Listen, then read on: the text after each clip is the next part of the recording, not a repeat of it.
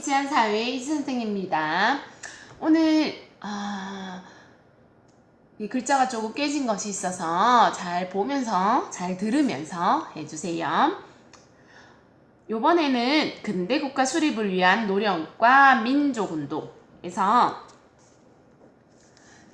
나라를 지키기 위한 노력, 나라를 이제 일본에서부터 어떻게 지키려고 하는지에 대해서 오늘 나올 겁니다. 어떤 것들이 있는지 한번 보겠습니다. 우리 을사늑약과 우리 민족의 저항 파트고요. 목표는요. 거기에 대해서 한번 보겠습니다. 우리 1896년 1896년 아간파천이 일어났습니다. 아간파천이 뭐였지요? 아간파천은 러시아 공사관으로 고종이 대피하는 상황이 발생했습니다. 이제 민씨가 살해당한 다음에 24시간 일본이 고종을 민씨가 살해당한 경복궁에 넣어놓고 24시간 감시하는 상황이 발생하거든요. 그래서 그때 고종이 러시아 공사관에 대피하는 아간파천이 있었고요. 그 다음 서재필과 독립협회가 여러가지 활동하는 것을 보면서 고종이 다시 돌아오지요. 그래서 대한제국을 설립합니다. 1897년 대한제국 설립하고요. 설립한 다음에 이제 우리가 설립했다는 걸 알려야 되겠죠. 그래서 자주권을 확립 노력하기 위해서 여러가지 외교 활동을 하게 됩니다. 어떤 것들이 있냐면 많은 돈을 들여서 여기 교과서에 있습니다. 미국에 있는 대한제국 공사관이고요. 미국 워싱턴에 있는 공사관. 이런 식으로 해서 우리가 자주 독립을 했다는 것을 알리는 그런 경우들이 있습니다. 자, 그 다음에는 일본이 이제 자기의 패권을 계속 주장하게 됩니다. 그러면서 우리나라에 러시아의 많은 권한들이 나오게 됩니다. 러시아가 아간파천 다음부터 친러파가 득세했다고 했습니다. 그런 것처럼 러시아에 많은 것을 하니까 안 되겠다. 일본이 저 러시아를 몰아내야 되겠다. 생각을 하면서 러일 전쟁을 계획합니다. 조선은 러일 전쟁이 일어났을 때 자기는 러시아가 이겼으면 참 좋겠어. 그렇게 생각을 해서 했지만 일본이 계속 우기는 바람에 중립을 요구를 했습니다. 요구를 했지만 일본에서는 들어주지 않지요. 그래서 결국에는 강제적으로 무력으로 조약을 하다 체결을 하게 됩니다. 러일 전쟁이 일어났을 때 일본 편으로 도와주겠다. 그런 식으로 하나의 무력으로 약속을 이루어지면서 일본에서 이제 전쟁할 때 군사 목적으로 우리나라의 영토, 시설, 사람들까지 다 동원하게 됩니다. 우리나라 영토에서 통해서 가는 거 있고요. 그 다음에 우리나라 시설을 이용했고 사람을 이용해서 물자를 운반하는데 사용을 했다라는 거고요. 이때 러일 전쟁 때는 러일 전쟁 직후에 임자 없는 땅이라고 하는 독도를 강제로 편입합니다. 어떻게 편입이 됐냐면 일본에서 강치자비를 하는 어부가 있었는데 그 어부가 이제 빌리는 청원서를 내려고 합니다. 그거를 본 일본의 전쟁 관계자들이 야 그런 거 내지 마. 그냥 무인도 편입 청원서를 내 라고 얘기를 하면서 거기 있는 이제 사업자랑 같이 짝짝꿍 한 거죠. 그러면서 우리가 주인이 있음에도 불구하고 강제로 무인도라고 얘기를 하면서 편입을 하게 됩니다. 그게 1905년 2월 22일 날 편입됩니다. 슬프지요. 자, 러일 전쟁은 1904년부터 1905년까지 됐고요. 이때 러시아가 어떤 나라였냐면 세계에서 1, 2위 안에 들어간 아주 파워가 강한 나라였어요. 그러니까 아주 강한 나라였는데 어떻게 일본이 이기게 되었냐?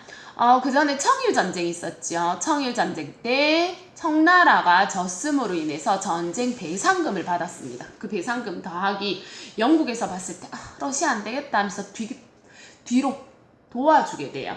그래서 영일 동맹을 하게 되면서 영지원군까지 들어가면서 많이 빵빵해진 일본이 러일 전쟁에서 승리하게 됩니다. 그러면서 이제 우리나라는 누구가 더 득세하게 된다? 일본이 더 득세하게 된다 하는 슬픈 사건이 발생합니다. 자, 이렇게 이기면서 우리나라에는 누구의 파워만 강해졌다? 일본의 파워만 강해졌다. 그 일본의 파워 강해졌는데 안 되겠다. 야들 이대로 놔두면 계속 외국에 도움 요청하겠다 해서 을사늑약을 만듭니다. 을사년도에 일어난 억지로 굴레를 만든 약속이거든요. 그게 을사늑약인데요. 우리 황제가 동의하지 않았어요. 자기들끼리 우리의 그런 신하지요. 신하들이 직접 사인을 해버립니다. 박지순이 사인하면서 황제 동의 없는데 이게 뭐가 됐냐? 그래도 니들이 했다라는 것으로 되면서 외교권이 박탈이 됩니다. 외교권을 가지고 가는 상황이 발생하지요. 그러니까 당연히 찬성을 하지 않고 뭐 할까? 반대를 하게 되는 거죠. 그래서 반대 운동이 일어납니다. 우리나라 사람들의 무효주작 그리고 뿐만 아니고 자결. 나는 이런 조선이 아니에요 하면서 자결하는 그런 저항 의지를 보여주지요. 그 다음 의병 운동이 일어나게 됩니다. 고종은요 가만히 있지 않고요 헤이그 특사를 파견하게 됩니다.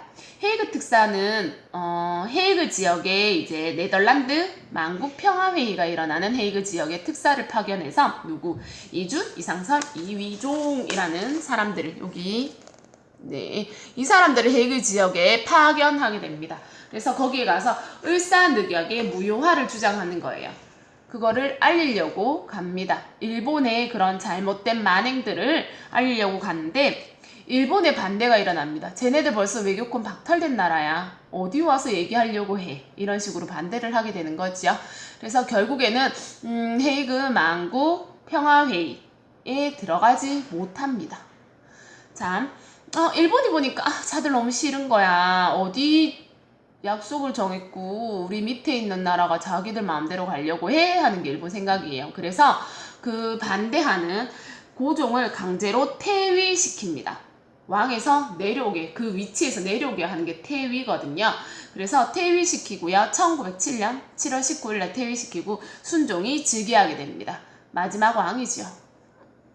자, 뿐만 아니고요. 우리 군대를 해산시킵니다. 쟤들 힘이 있으니까 그래 라면서 군대 해산시킵니다. 1907년 8월 1일 고종이 퇴위하자마자 거의 바로 된 거죠. 그래서 군사권은 약탈됩니다. 군사권이 없어져요. 여기에 대한 조약은 조금 뒤에 하겠습니다.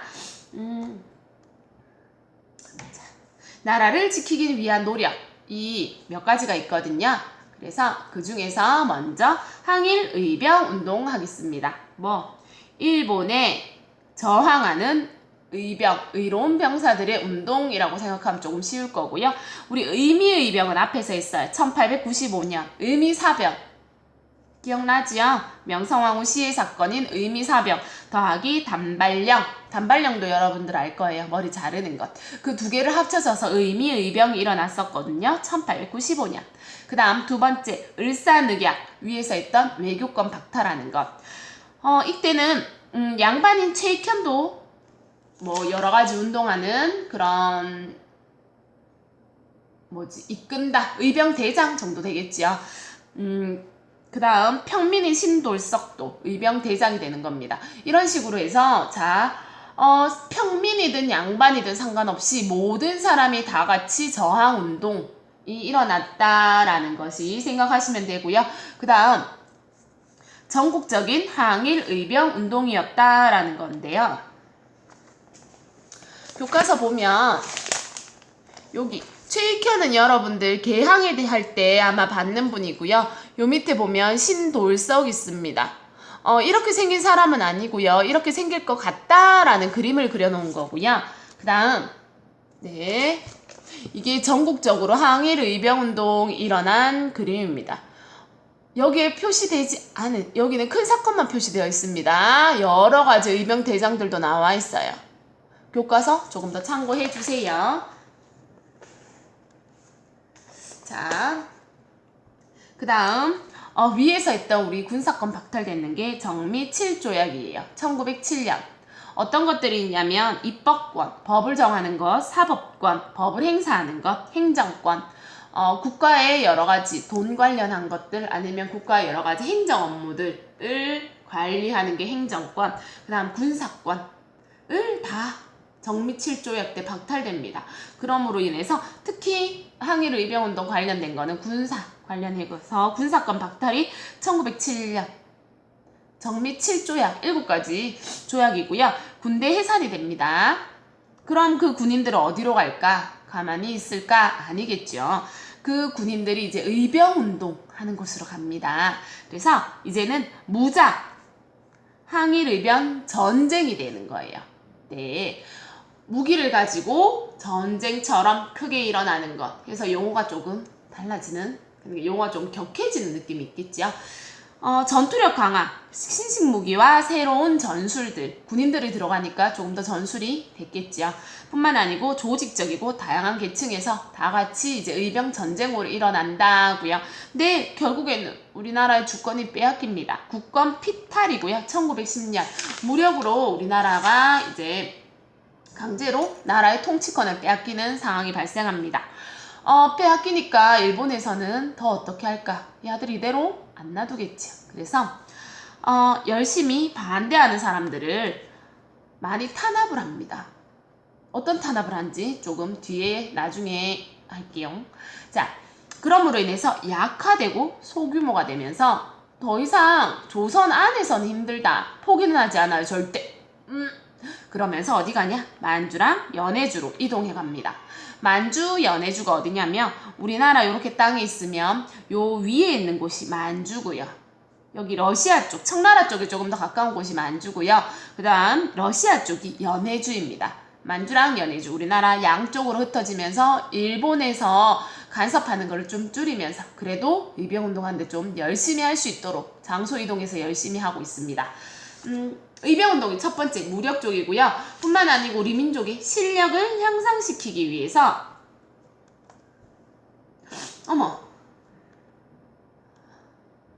실력을 향상시키기 위해서 무엇을 하냐 보면 애국 계몽운동, 애국 나라를 사랑하는 계몽운동이 이제 지식 수준이 낮는 사람들을 가르치는 것들을 계몽으로 합니다. 그래서 애국 계몽 운동이라는 것을 해서 민족의 실력을 향상시키자는 거고요. 실력을 향상시키려면 맨 처음 해야 되는 게 뭐냐면 학교를 설립하였다. 그래서 인재를 양성했다라는 거고요. 자, 그 다음 두 번째는 무엇이냐면 신문과, 앞에 있는 게 신문이고 뒤에 게 잡지입니다. 신문과 잡지 발간. 네, 그래서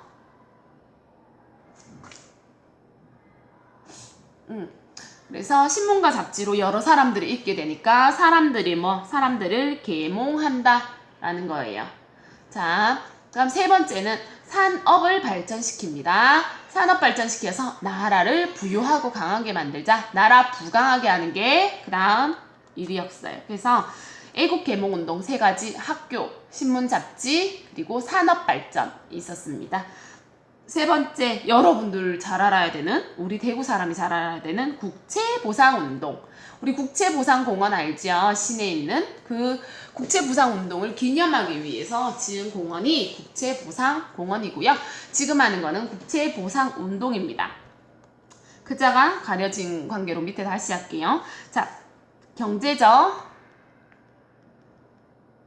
미안해요.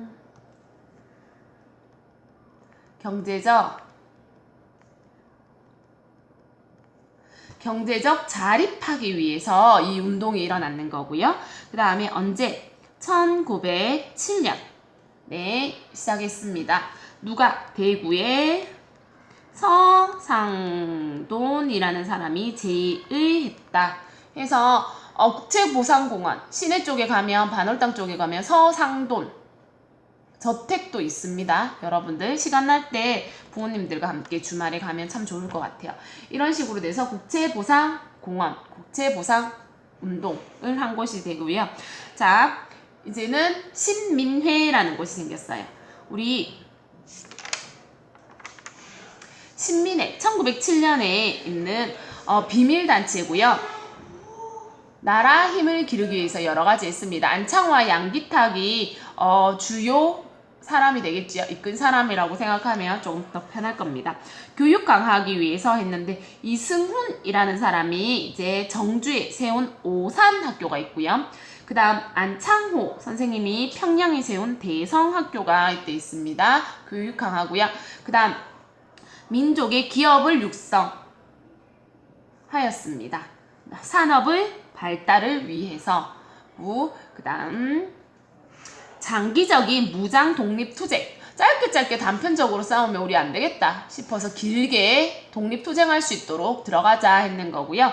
그래서 어느 지역? 만주 지역. 만주 아까 있죠? 청나라 쪽에 가까운 우리나라 위쪽. 두만강 위, 압록강 두만강 위쪽이라고 생각하시면 되고요. 독립운동 기지를 만들었고요. 거기서 뭐 했다? 독립군을 양성했다라는 겁니다. 네, 독립군 양성이고요. 자, 그럼에도 불구하고 우리나라 결국에는 국권 피탈이 되었다고 했습니다. 국권 피탈 과정. 1905년에 우리는 뭐 했다? 을사늑약 해서 무엇을 뺏겼다? 외교권을 빼앗겼다. 그 다음 1907년 정미7조약 계속 나왔습니다. 입법권, 사법권, 행정권, 군사권. 입법, 사법, 행정권은 2학기 때 우리나라 민주주의 국가 하면서 3권 분립으로 나올 겁니다. 선생님 그때 처음 들어요 하면 안 됩니다. 했어요. 분명 입법, 법을 만드는 것, 사법, 이제 법을 행하는 것, 행정, 그러니까 우리나라의 이제 행정적인 것들을 책임지는 그런 권리고요. 군사권은 아까 의병운동할 때 했습니다. 자, 이런 것들을 정미7조약에 빼앗기고요. 그래서 도둑 안 되겠다. 이제 약하게 싸우면 안 되겠다 하는 사람들의 생각이 있어서 일제 침략에 참여한 사람들을 처단하는 활동을 합니다. 정미7조약이 끝난 다음부터는 이대로 놔두면 안 될 거예요. 그래서 전용훈, 장인환 교과서 참고하세요. 전용훈과 장인환은 스티븐스를 저격합니다. 스티븐스가 누구냐면 미국의 외교관이에요. 나 어떻게 나타나지? 오케이. 미국의 외교관이고요. 일본 외무성의 고용인으로 있다가 1904년 한국 정부의 외교 고문으로 들어왔습니다. 그러면 누구 입장을 표명해야 될까? 한국 고문으로 들어왔으니까 한국의 입장을 표명해야 되는 사람이지. 그럼에도 불구하고요. 1908년 3월에 미국에 돌아가서 기자회견을 하면서 한국이 일본의 보호 정치를 찬양하고 있다. 일본이 이런 식으로 모든 권한을 빼앗기면서 보호를 받는 것을 좋아하고 있다라고 얘기를 합니다. 그렇게 말했다가 이에 격분한 재미 한국인인 전명훈과 장인환에게 의해서 캘리포니아주 오클랜드역에서 저격당해서 사망하게 됩니다. 이런 사건들이 일어나고요. 그 다음 두 번째, 여러분들이 잘 아는 안중근. 이토 히로부미를 저격하였고요. 이토 히로부미는 여러분들 많이 좀 들어봤을 것 같아요. 그 이토를 저격하였습니다. 이토가 누구냐면 우리나라 첫 번째 총독이에요. 저거 니들 또 헷갈리겠지? 첫 번째 총독인데요. 자, 뭐뭐 했는지 한번 들어보세요. 왜 죽을만 했는지 생각이 들 거예요. 의미사변, 명성황후 시해 사건 했을 때 얘기했었어요. 이토가 뭐 했다? 기억나야 되는데 이토가 이제 미우라라는 일본 대사들과 자객들을 모아서 보냈지요. 검객으로 깡패로 위장해서 살해했다라는 것 기억하셔야 돼요. 자, 을미사변을 일으켰고요. 그 다음 을사늑약, 우리 외교권 박탈하는데 문서 조작하는데 자기가 먼저 시작했는 거지요. 정미7조약도 이 사람이 했는 거고요. 그 다음 뿐만 아니고요. 우리나라 위에 있는 간도가 어디냐면 우리나라 바로 위에 요 땅이에요. 여기 조그만한 거 보여요? 여기가 간도예요. 이게 원래 우리 땅이었대. 근데 지금은 중국 땅 돼 있죠. 왜? 누가 팔았어? 이토가 자기 마음대로 팔았죠. 그래서 네, 이토 히로부미가 간도를 청나라에 팔았습니다. 남만, 그 대신에 일본이 얻어간 거, 우리나라 땅을 팔고 지들이 이득을 받아갔대요. 남만주 철도 부속권, 탄광 개발권, 개발하면 다 자유롭게 되는 거니까 이런 식으로 서로 바꾸기로 했죠. 그래서 지금 간도 땅에 대해서 돌려주세요 여러 가지 청원을 하고 있는데 많이 조금 약하긴 해요. 우리나라 외국 이제 땅에 대해서 들어가는 게 간도가 있고요. 그 다음 일본이 뭐고 독도가 있습니다. 청나라 이제 중국이랑은 간도 땅에 대해서 우리가 판 거 아니야. 일본 사람이 자기들 마음대로 계약해서 팔았는 거를 왜 니들 마음대로 하냐. 예를 들면 선생님 집에 있는 냉장고를 옆집 아저씨가 와서 다른 사람한테 판 거예요. 그럼 돼, 안 돼요? 안 되겠지. 그런 식으로 옆집 아저씨, 자주 등장하는 옆집 아저씨. 자, 그게 안 되니까 그런 식으로 돌라는 게 간도 땅이 있고요. 잘 생각하셔야 됩니다. 그리고 일본과의 관계에서는 독도가 있습니다. 두 개 다 우리나라의 억울한 땅에 대해서 계속 생각하고 있으셔야 됩니다. 자, 그 다음 세 번째는 이재명이고요. 뭐 했냐? 이완용을 공격했습니다. 이완용이 누구냐면 이제 을사늑약의 을미사변 때 맨 앞에 쓰는 거의 을미사변 때는 이완용 착한 사람이었어요. 고종편이었는데 을사늑약 정미 7조 갈 때 완전히 친일파로 돌아섰죠. 이 나라는 빛을 잃어간 나라라서 나 여기 안 있을래? 하면서 바로 일본에 붙은 사람이에요. 고종이 신임했었으나 붙었죠. 그래서 거의 우리나라의 모든 것을 판 이완용을 저격했습니다. 1909년에 12월에 칼 맞아서 오른쪽 폐를 관통했대요. 이완용의 폐가. 그러면 죽었어야 되는데 죽지도 않았대. 그래서 1910년 8월 29일 날 총리 대신으로 정부의 정권을 위임받습니다. 그러면서 이완용의 을사오적이죠. 이완용이 사인이 들어가면서 우리나라 국권 피탈이 되는 겁니다. 죽었어야 했는데 맞지. 그 다음에 더 웃긴 거는 1919년 우리 3.1 운동이 일어나는데요. 그때 그 다음에 1920년에 이제 매일신보에 경고문을 냅니다. 그러면서 3.1 운동을 비판을 합니다. 등등 완전히 친일파 앞잡이로 생활을 하면서 나중에는 일본의 공작까지 되는 사람이 되는 거죠. 자, 이런 일본에 침략한 사람들을 처단하는 활동이 일어났음. 독립의 의지를 보여주었다. 우리는 계속 저항했다라는 거죠. 하지만 결국에는 1910년 8월 29일에 국권 피탈되었습니다. 우리나라의 모든 권한이 넘어가죠. 누구의 동의 없이, 왕의 동의 없이 누구 마음대로. 친일파, 을사오적, 을사오적 한번 찾아보세요. 누가 있는지. 을사오적 뜻대로 결국에는 국권 피탈되었다라는 거고요. 이제 피탈되면서 힘이 없어지겠죠. 그럼으로 인해서 우리가 겪는 많은 힘듦들, 그 힘듦에서 지치지 않고 결국엔 나라를 되찾기 위해 노력을 하겠죠. 그런 노력들 그 다음 영상에서 하겠습니다. 바이.